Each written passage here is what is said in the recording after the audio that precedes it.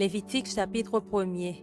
L'Éternel appela Moïse de la tente d'assignation et lui parla et dit, « Parle aux enfants d'Israël et dis-leur, lorsque quelqu'un d'entre vous fera une offrande à l'Éternel, il offrira du bétail, du gros ou du menu bétail. Si son offrande est un holocauste de gros bétail, il offrira un mâle sans défaut. Il l'offrira à l'entrée de la tente d'assignation devant l'Éternel pour obtenir sa faveur. Il posera sa main sur la tête de l'holocauste qui sera agréé de l'Éternel pour lui servir d'expiation. Il égorgera le veau devant l'Éternel et les sacrificateurs fils d'Aaron offriront le sang et le répandront tout autour sur l'autel qui est à l'entrée de la tente d'assignation. Il dépouillera l'holocauste et le coupera par morceaux. Les fils du sacrificateur Aaron mettront du feu sur l'autel et arrangeront du bois sur le feu. Les sacrificateurs fils d'Aaron poseront les morceaux, la tête et la graisse sur le bois mis au feu sur l'autel. Il lavera avec de l'eau les entrailles et les jambes, et le sacrificateur brûlera le tout sur l'autel. C'est un holocauste, un sacrifice consumé par le feu, d'une agréable odeur à l'Éternel. Si son offrande est un holocauste de menu bétail, d'agneau ou de chèvre, il offrira un mâle sans défaut. Il l'égorgera au côté septentrional de l'autel devant l'Éternel, et les sacrificateurs fils d'Aaron en répandront le sang sur l'autel tout autour. Il le coupera par morceaux, et le sacrificateur les posera avec la tête et la graisse sur le bois mis au feu sur l'autel. Il lavera avec de l'eau les entrailles et les jambes, et le sacrificateur sacrifiera le tout et le brûlera sur l'autel. C'est un holocauste, un sacrifice consumé par le feu, d'une agréable odeur à l'Éternel. Si son offrande à l'Éternel est un holocauste d'oiseaux, il offrira des tourterelles ou de jeunes pigeons. Le sacrificateur sacrifiera l'oiseau sur l'autel, il lui ouvrira la tête avec l'ongle et la brûlera sur l'autel, et il exprimera le sang contre un côté de l'autel. Il ôtera le jabot avec ses plumes et le jettera près de l'autel vers l'orient, dans le lieu où l'on met les cendres. Il déchirera les ailes sans les détacher, et le sacrificateur brûlera l'oiseau sur l'autel, sur le bois mis au feu. C'est un holocauste, un sacrifice consumé par le feu, d'une agréable odeur à l'Éternel.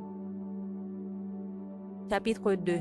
Lorsque quelqu'un fera à l'Éternel une offrande en don, son offrande sera de fleurs de farine. Il versera de l'huile dessus et il y ajoutera de l'encens. Il l'apportera au sacrificateur, fils d'Aaron. Le sacrificateur prendra une poignée de cette fleur de farine arrosée d'huile avec tout l'encens et il brûlera cela sur l'autel comme souvenir. C'est une offrande d'une agréable odeur à l'Éternel. Ce qui restera de l'offrande sera pour Aaron et pour ses fils. C'est une chose très sainte parmi les offrandes consumées par le feu devant l'Éternel. Si tu fais une offrande de ce qui est cuit au four, qu'on se serve de fleurs de farine et que ce soit des gâteaux sans levain pétris à l'huile et des galettes sans levain arrosées d'huile, si ton offrande est un gâteau cuit à la poêle, il sera de fleurs de farine pétrie à l'huile sans levain. Tu le rompras en morceaux et tu verseras de l'huile dessus. C'est une offrande. Si ton offrande est un gâteau cuit sur le grill, il sera fait de fleurs de farine pétrie à l'huile. Tu apporteras l'offrande qui sera faite à l'Éternel avec ces choses-là. Elle sera remise au sacrificateur qui la présentera sur l'autel. Le sacrificateur en prélèvera ce qui doit être offert comme souvenir et le brûlera sur l'autel. C'est une offrande d'une agréable odeur à l'Éternel. Ce qui restera de l'offrande sera pour Aaron et pour ses fils. C'est une chose très sainte parmi les offrandes consumées par le feu devant l'Éternel. Aucune des offrandes que vous présenterez à l'Éternel ne sera faite avec du levain, car vous ne brûlerez rien qui contienne du levain ou du miel parmi les offrandes consumées par le feu devant l'Éternel. Vous pourrez en offrir à l'Éternel comme offrande des prémices, mais il n'en sera point présenté sur l'autel comme offrande d'une agréable odeur. Tu mettras du sel sur toutes tes offrandes. Tu ne laisseras point ton offrande manquer de sel. Signe de l'alliance de ton Dieu. Sur toutes tes offrandes, tu mettras du sel. Si tu fais à l'Éternel une offrande des prémices, tu présenteras les épis nouveaux rôtis au feu et broyés comme offrande de tes prémices. Tu verseras de l'huile dessus et tu y ajouteras de l'encens. C'est une offrande. Le sacrificateur brûlera comme souvenir une portion des épis broyés et de l'huile avec tout l'encens. C'est une offrande consumée par le feu devant l'Éternel.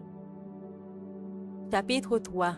Lorsque quelqu'un offrira à l'Éternel un sacrifice d'action de grâce, s'il offre du gros bétail, mâle ou femelle, il l'offrira sans défaut devant l'Éternel. Il posera sa main sur la tête de la victime qu'il égorgera à l'entrée de la tente d'assignation. Et les sacrificateurs, fils d'Aaron, répandront le sang sur l'autel tout autour. De ce sacrifice d'action de grâce, il offrira un sacrifice consumé par le feu devant l'Éternel, la graisse qui couvre les entrailles et toute celle qui y est attachée, les deux rognons et la graisse qui les entoure, qui couvre les flancs, et le grand lobe du foie qu'il détachera près des rognons. Les fils d'Aaron brûleront cela sur l'autel, par-dessus l'holocauste qui sera sur le bois mis au feu. C'est un sacrifice consumé par le feu, d'une agréable odeur à l'Éternel. S'il offre du menu bétail, mâle ou femelle, un sacrifice d'action de grâce à l'Éternel, il l'offrira sans défaut. S'il offre un sacrifice, un agneau, il le présentera devant l'Éternel. Il posera sa main sur la tête de la victime, qu'il égorgera devant la tente d'assignation, et les fils d'Aaron en répandront le sang sur l'autel tout autour. De ce sacrifice d'action de grâce, il offrira un sacrifice consumé par le feu devant l'Éternel, la graisse, la queue entière, qu'il séparera près de l'échine, la graisse qui couvre les entrailles et toute celle qui y est attachée, les deux rognons et la graisse qui les entoure, qui couvre les flancs, et le grand lobe du foie qu'il détachera près des rognons. Le sacrificateur brûlera cela sur l'autel. C'est l'aliment de sacrifice consumé par le feu devant l'Éternel. Si son offrande est une chèvre, il la présentera devant l'Éternel. Il posera sa main sur la tête de sa victime, qu'il égorgera devant la tente d'assignation, et les fils d'Aaron en répandront le sang sur l'autel tout autour. De la victime, il offrira un sacrifice consumé par le feu devant l'Éternel, la graisse qui couvre les entrailles et toute celle qui y est attachée, les deux rognons et la graisse qui les entoure, qui couvre les flancs et le grand lobe du foie, qu'il détachera près des rognons. Le sacrificateur brûlera cela sur l'autel. Toute la graisse est l'aliment de sacrifice consumé par le feu, d'une agréable odeur à l'Éternel. C'est ici une loi perpétuelle pour vos descendants. Dans tous les lieux où vous habiterez, vous ne mangerez ni graisse ni sang. Psaume 27 de David. L'Éternel est ma lumière et mon salut, de qui aurais-je crainte? L'Éternel est le soutien de ma vie, de qui aurais-je peur? Que des méchants s'avancent contre moi pour dévorer ma chair, ce sont mes persécuteurs et mes ennemis qui chancellent et tombent. Si une armée se campait contre moi, mon cœur n'aurait aucune crainte. Si une guerre s'élevait contre moi, je serais malgré cela plein de confiance. Je demande à l'Éternel une chose que je désire ardemment. Je voudrais habiter toute ma vie dans la maison de l'Éternel pour contempler la magnificence de l'Éternel et pour admirer son temple. Car il me protégera dans son tabernacle au jour du malheur. Il me cachera sous l'abri de sa tente. Il m'élèvera sur un rocher. Et déjà ma tête s'élève sur mes ennemis qui m'entourent. J'offrirai des sacrifices dans sa tente au son de la trompette. Je chanterai, je célébrerai l'Éternel. Éternel, écoute ma voix, je t'invoque. Aie pitié de moi et exauce-moi. Mon cœur dit de ta part, cherchez ma face, je cherche ta face, ô Éternel. Ne me cache point ta face. Ne repousse pas avec colère ton serviteur. Tu es mon secours, ne me laisse pas. Ne m'abandonne pas, Dieu de mon salut, car mon père et ma mère m'abandonnent, mais l'Éternel me recueillera. Éternel, enseigne-moi ta voie. Conduis-moi dans le sentier de la droiture à cause de mes ennemis. Ne me livre pas au bon plaisir de mes adversaires, car ils s'élèvent contre moi de faux témoins et des gens qui ne respirent que la violence. Oh, si je n'étais pas sûr de voir la bonté de l'Éternel sur la terre des vivants, espère en l'Éternel. Fortifie-toi et que ton cœur s'affermisse. Espère en l'Éternel. Amen. Hébreux chapitre 2.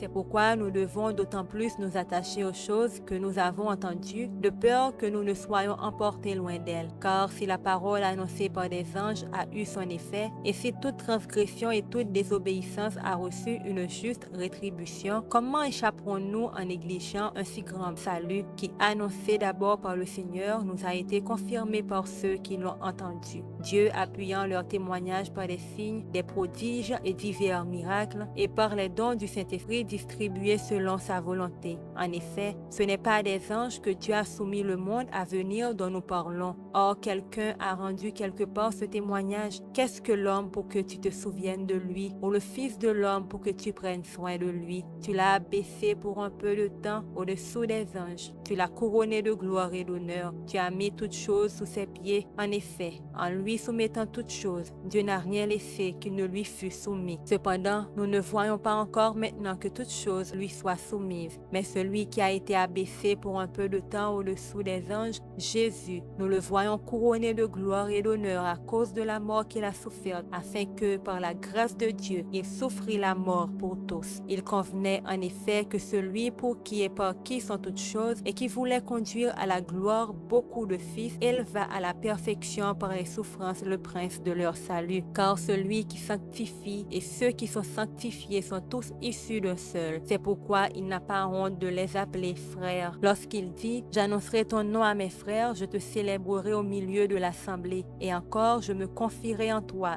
Et encore, me voici, moi et les enfants que Dieu m'a donnés. » Ainsi donc, puisque les enfants participent au sang et à la chair, il y a également participé lui-même, afin que par la mort, il anéantisse celui qui a la puissance de la mort, c'est-à-dire le diable, et qu'il délivra tous ceux qui, par crainte de la mort, étaient toute leur vie retenus dans la servitude. Car assurément, ce n'est pas à des anges qu'il vient en aide, mais c'est à la postérité d'Abraham. En conséquence, il a dû être rendu semblable en toutes choses à ses frères, afin qu'il fût un souverain sacrificateur miséricordieux et fidèle dans le service de Dieu pour faire l'expiation des péchés du peuple. Car ayant été tenté lui-même dans ce qu'il a souffert, il peut secourir ceux qui sont tentés. Amen.